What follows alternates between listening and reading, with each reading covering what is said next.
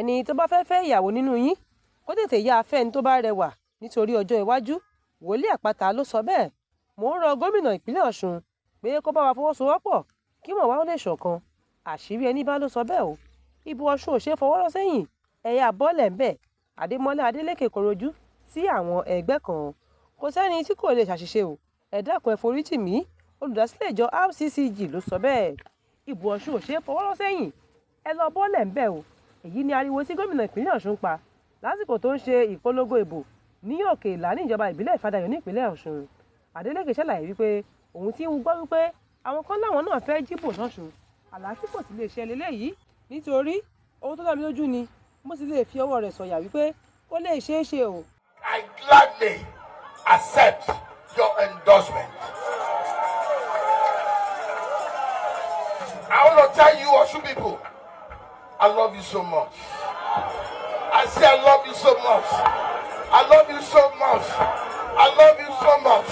I love you so much. I love you so much. I love you. I love you. I love you. I love you. I love you. I love you.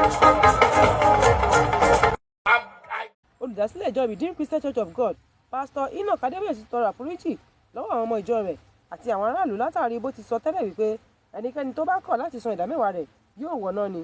Ṣùgbọ́n sí ìyàlẹ́nu níṣe ni Pasitọ Adeboye tún gbé fídíò mìíràn bóde níbi tó ti ń tọrọ àforíjì lọ́wọ́ àwọn ọmọ ìjọ ọ̀hún wípé kí wọ́n má ṣe bínú sí ọ̀rọ̀ tí òun sọ ṣáájú o nípa ìdámẹ́wàá. Ó sì ní ilé ayé yìí lèèyàn ti gba èrè rẹ̀, ṣùgbọ́n kì í ṣe wípé ẹni tí kò bá san ìdámẹ́wàá yóò wọ̀nà, bí kò ṣe ẹni tó bá kọ̀ láti lẹ́mìí ìdáríjì àbí ìwà mímọ́ ni ó ṣeé ṣe kó má dé ọ̀run. Pasitọ Adeboye ti sọ̀rọ̀. I'm going to be apologizing for making a mistake,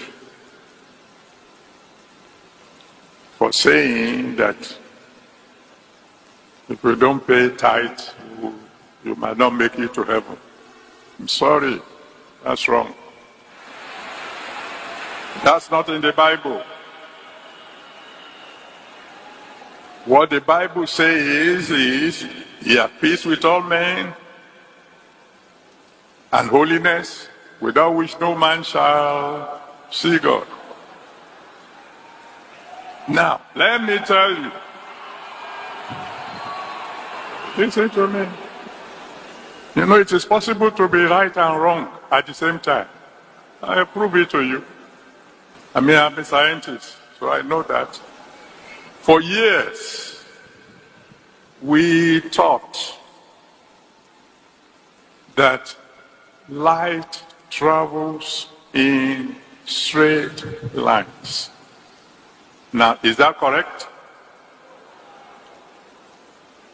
At least those of you who know a little bit of physics will say, sure, but light doesn't bend at corners, it goes straight.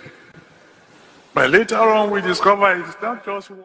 Wòlíì ọmọ Nàìjíríà kan Prophet Apata náà ti gba àwọn ọ̀dọ́ rẹ̀ níyànjú wípé kí wọ́n má ṣe fẹ́ ẹni tí kò bá ní ẹwà ìyẹn beauty, nítorí bí ọkùnrin bá fẹ́ ẹni tí kò lẹ́wà ṣáájú bó bá yá yóò padà máa wò ta.